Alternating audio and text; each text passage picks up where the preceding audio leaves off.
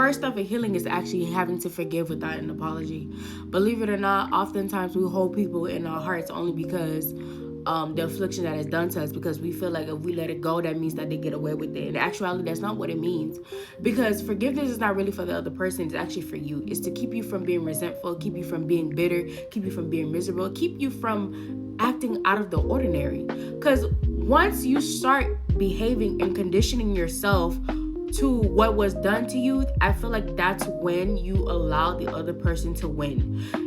Once you start understanding the concept that sometimes it's not people, because if we're gonna do this biblically, the Bible tells us that we don't fight against flesh and blood. Okay, we fight against principality, forces, and powers. And sorry if I butchered the verse, but the Bible is very serious on the fact that oftentimes it's not people that afflicts you. Sometimes it's the spirit behind them, and you have to understand.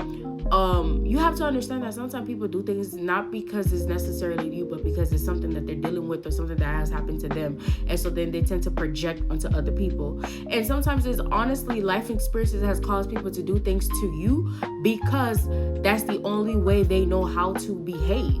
And once you come to that concept and once you start to understand that, it becomes a lot easier for you to forgive other people and move on. And as in my own personal life, like right now, I'm literally going through a healing season where the Lord is actually healing my heart through many afflictions that was done to me by past friends, past classmates, childhood trauma, all the things that were done to me, including recently. Like, one thing I've learned, one thing I've truly learned is that you have to understand the importance of not allowing a situation to deter you from the things of God.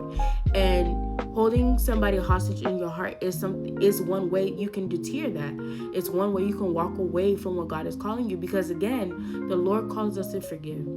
The Lord forgives us all the time. You know how many times we spit on that man's face and we tell God that, we're not going to do something again. We end up doing it again. And he forgives us over and over. However, it's because it's because of his mercy and his grace. But that doesn't mean that you should abuse it either. But I'm not saying, like what has been done to you is okay. But what I am saying to you is that forgiveness is the only way you can actually finally walk out of that circumstance. That's the only way the pain starts getting less. That's when the pains, little by little, the pain starts evaporating, and eventually the pain does disappear. It gets to a point where, I'm not gonna lie, it gets to a point where you start feeling bad for those people that actually afflict you, because you get to a point where it's like, dang, if only you knew how this makes you look. And I know you could be a better person than this. And I know if sometimes I have the mentality, if you were in God, I'm pretty sure you wouldn't be this way. And I believe that's the mentality we need to keep in mind when it comes to people when they afflict us. And I'm not saying that people should afflict us. That's not what I'm saying at all. Or we should afflict other people. What I'm saying is, when these situations do happen, it's best to forgive and move forward, because that's the only way you're going to heal from it.